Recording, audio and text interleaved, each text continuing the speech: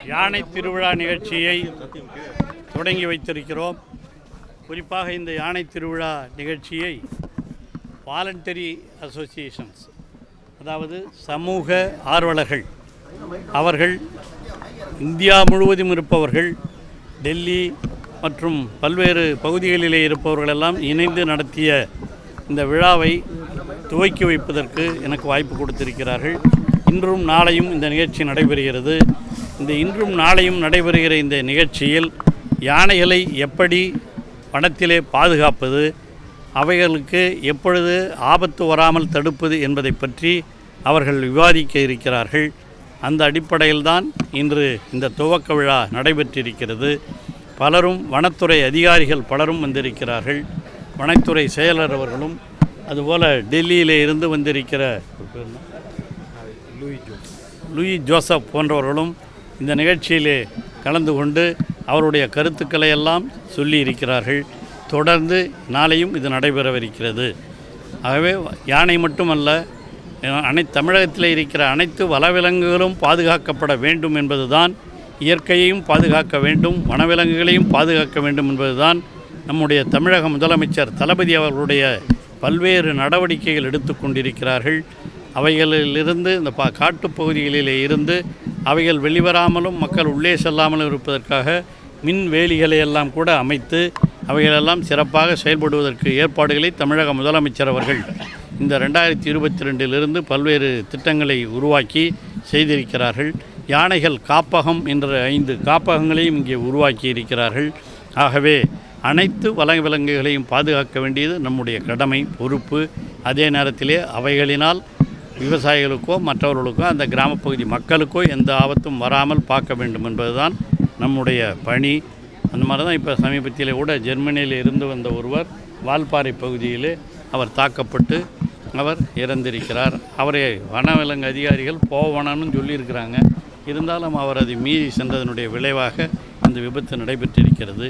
ஆகவே மக்களும் இதற்கு ஒத்துழைக்க வேண்டும், வனவிலங்கு அதிகாரிகளும் அதற்கு முழுமையாக தங்களை ஈடுபடுத்திக் கொள்ள வேண்டும். உங்கள் சார்பாக அதை கேட்டுக்கொள்கிறேன். எலிஃபண்ட் காரிடார்லாம் வந்து மின்வேலிகள் அமைக்கிறோம் அப்படின்னு சொல்லி சொல்றீங்க. அதனால யானைகளுக்கு ஏதாவது பாதிப்புகள் ஏற்படாதா? மின்வேலி இல்லை சார், வெறும் வேலி. அங்கே யானைகளுக்காக வைக்கிறது வேலிகள். பல்வேறு இடங்களில் மின்வேலிகளும் அமைச்சிருக்கிறோம். அது அந்த மக்கள் போகாமல் அவங்களும் வராமல் இருக்கிறதுக்காக அது வெவ்வேறு இடங்கள். யானைகள் வெளியே வராமல் இருக்கிறதுக்கு வேலிகள். இந்த யானைக்குள்ளே இந்த மாதிரி காட்டுக்குள்ளே போய் சுடுறவங்களாம் அந்த காலத்துலேருந்து இருக்காங்க. தந்தத்துக்காக இந்த மாதிரி பல்வேறு நிகழ்ச்சிகள்லாம் நடைபெற்றிருக்கின்றன. அவைகளையெல்லாம் தடுப்பதற்காகத்தான் வனத்துறையின் சார்பாக அந்த தந்தங்கள் எல்லாம் கூட கைப்பற்றப்பட்டு இன்று செய்திகள்லாம் வந்து கொண்டிருப்பதையும் நீங்கள் பார்த்திருப்பீர்கள். ரொம்ப நாளமாக அது, ஏன்னா அது ரொம்ப காஸ்ட்லி தந்தங்கள். அதற்காகவே யானையை சுடுகிறவர்கள் பல பேர் இருக்கிறார்கள். கோவை குடியிருப்பு பகுதிக்குள்ள யானைகள் வருவது அதிகரிச்சுட்டே இருக்குது. அதுக்கு மருதமலை, வடவள்ளி, பெரியநாயக்கம்பாளையம் எல்லாம் அங்கே தாங்க, அதுக்கு தான் ஒரு குழுவே போட்டு அவர்களுக்கெல்லாம் அது வெளியே வராமல் தடுப்பதற்கான பயிற்சி கொடுக்க வேண்டும் என்று நம்முடைய செயலர் அவர்களும் மற்றவர்களும் ஆணையிட்டு அந்த பகுதியிலே பணியாற்றுகின்ற ஃபாரஸ்ட் ஆஃபீஸர்ஸ் அவர்களை எல்லாம் வரவழைத்து இங்கே இருக்கிற வனத்துறை மாநில அதிகாரிகள் அவர்களெல்லாம் கூட ஒன்று சேர்ந்து இந்த பணியை செய்து கொண்டிருக்கிறார்கள்.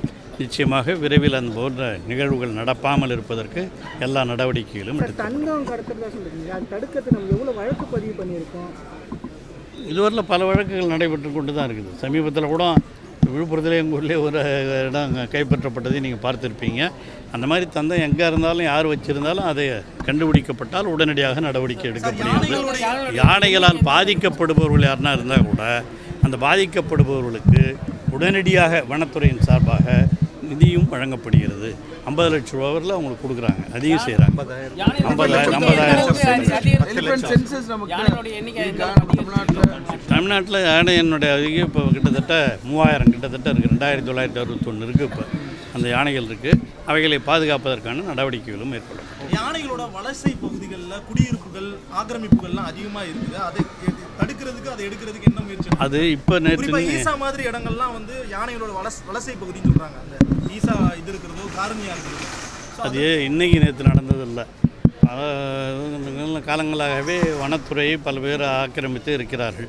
அவர்களையெல்லாம் ஓரளவிற்கு பாதுகாப்பான இடங்களுக்கு அவர்களுக்கு அரசு தரப்பிலேயே இடங்கள் எல்லாம் கொடுக்கப்பட்டு அவர்களையும் வெளியேற்றிவிட்டு வனத்தை பாதுகாப்பதற்கான நடவடிக்கைகளையும் தமிழக முதலமைச்சர் அவர்கள் எடுக்க வேண்டும் என்று சொல்லியிருக்கிறார்.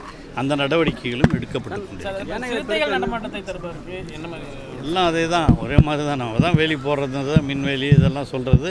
வனத்துறை அதிகாரிகள் அங்கங்கே குழுவாக சென்று அவர்கள் அதை செய்வதற்கும் அவர்களுக்கு பயிற்சியும் கொடுக்கப்பட்டு வருகிறது. யானைகளை பெருக்க அரசாங்கம் என்ன நடக்குது? பெருக்க என்ன பரப்பு இருக்கிறத காப்பாற்றுறது தான் முதல் வேலை. அதை செஞ்சுக்கிட்டு இருக்கிறோம்.